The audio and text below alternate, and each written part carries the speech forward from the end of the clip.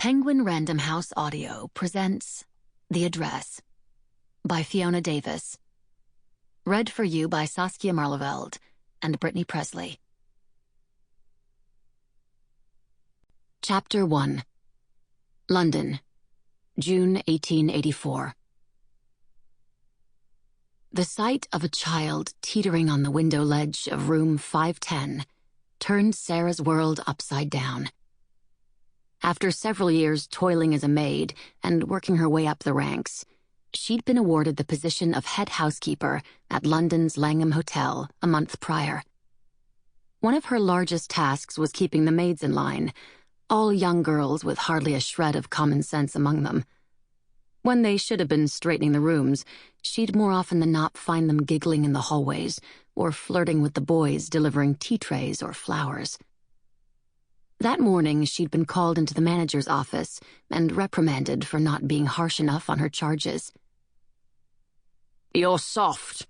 We're starting to wonder if you're simply too young for the position," said Mr. Birmingham from behind his walnut desk, which, despite its elegant spindle legs, was roughly the size of a small boat.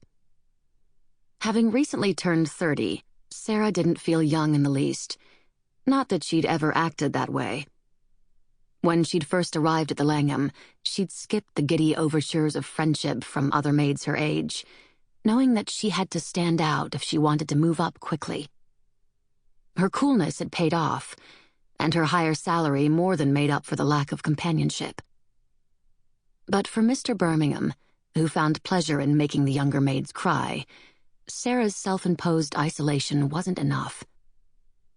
He directed her to take a seat, but once she had settled herself, the perspective in the room suddenly felt off, as if something in the furniture's configuration had changed since Mr. Birmingham last summoned her to this spot.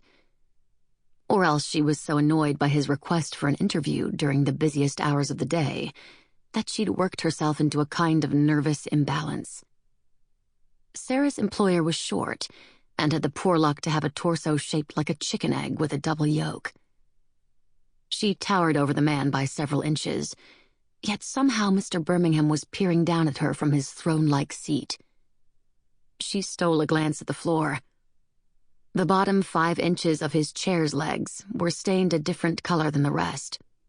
He'd had them lengthened. When she looked back up, he puffed up like a songbird, clearly peeved that she'd noticed. She shifted in her seat. "I'm sorry, Mr. Birmingham. I will be tougher on the girls." "If they're difficult, give them a slap. Better yet, send them down here and I'll do it for you." He licked his lips. Right. She imagined he'd enjoy it immensely.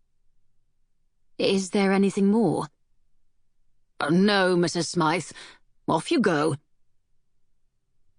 She was still getting used to being called Mrs. Strange how a single promotion afforded not only a living wage, but also a new moniker that had nothing to do with her marital status, or lack thereof. No head housekeeper could be called a miss. Wasn't proper. The girls were still getting used to addressing her by her full name, and she had to be firmer with that as well.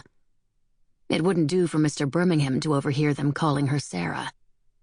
It might be the last straw on what was a very unstable haystack. That hot June afternoon, after patrolling the halls and basement to break up any assignations, she retreated to her office on the 6th floor to double-check the laundry bills. She needed a rest from shooting dour looks at the girls. Her face was tired from scowling. The one window in the room was open as wide as possible, in order to catch some semblance of a breeze, but the weather refused to cooperate. All day the air had been still and humid, making the hotel feel, and smell, a little like the greenhouses at Kew Gardens. A movement from the curtain drew her up from her desk, in the hope that an afternoon thunderstorm was brewing. To her disappointment, the sky was a hazy blue. She looked across the courtyard, and there, 1 floor below, a flash of flesh caught her eye, a chubby arm with fingers that grasped the edge of the sill. Then another arm flailed out and did the same. followed by a head covered in golden curls. The girl sported a velvet bow on the back of her head at a skewed angle. Sarah's breath caught in her chest. Surely a minder would appear at any moment and guide the child back into the room. With some effort, the child eased her chest up onto the windowsill and stayed motionless for a second, surveying the ground below, arms dangling downward. Sara willed the child away from danger. If she called out, there was a chance she would frighten the child into pitching farther forward. But still no one came. To her horror, a foot swung up and over the sill, 3 limbs in all. The child was climbing up, possibly drawn to the cooler air and away from the stifling room. There was no time to waste. Sara sprang out of her office and down the corridor, one hand clutching the heavy chatelaine of keys that dangled from her waist. She lifted her skirts far higher than was decent and dashed down the stairs, her eyes riveted on the few feet in front of her so she wouldn't lose her footing on the slippery marble. At the 5th floor, a couple of guests stepped off the lift and she swooped by them, muttering a quick apology without losing a beat. Then a turn left, and what seemed like an eternal race to the door of room 510. No banging, it might startle the child, and at this point it didn't matter if she was barging in on anyone, even if doing so was against hotel policy. The key turned smoothly in the lock, and she opened the door. The girl, wearing a peach-colored dress, now stood upright on the sill facing out, one hand clutching the casing. She had to be around 3 years old. What was she doing alone?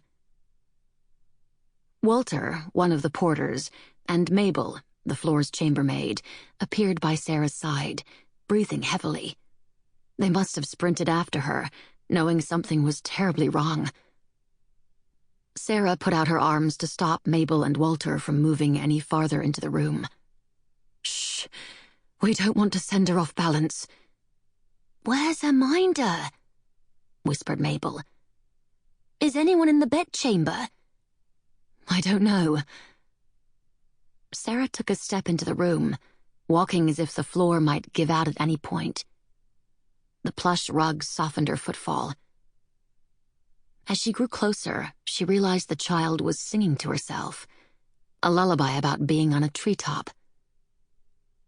The child turned her head and stared at Sara. Her rosy lips parted, and her eyes grew round. Sara held out one hand, palm up, and began humming the same tune softly. In response, the child laughed, but then, with the changeability of her age, her eyes suddenly filled with tears. "Mama!" the girl demanded, then shook her head. Sara didn't dare move any farther, and her muscles tensed with the effort of doing nothing, staying frozen. A breeze blew in and ruffled the girl's curls, pushing her slightly off balance. If she fell backward into the room, Sara might be able to reach her in time to break her fall. But instead, the little girl overcorrected, and her hand began slipping off the window frame. Such tiny fingernails, tiny fingers. Sara lunged forward. Her hand grazed the voluminous skirt of the child's dress, and she gripped as much of the material as she could, yanking hard. The girl, shrieking, flew off the ledge, inside to safety. They hit the ground together in an awkward tangle of limbs and petticoats, the girl practically sitting on Sara's lap. The girl twisted around and looked at Sara, blinking in astonishment. Sara was sure she'd cry out, but instead the girl resumed her babbling song while reaching up with one hand to stroke Sara's chin. "Well done, just in time," said Walter, as he and Mabel gathered on either side of her. "Do you think she hurt herself?" asked Sara. "No, not a whit. You broke the fall. Are you all right?" Mabel scooped up the child, while Sara let Walter help her to her feet. She was straightening her skirts and rubbing her hip, which no doubt would sport a large bruise by tomorrow, when a tall Sample complete. Ready to continue?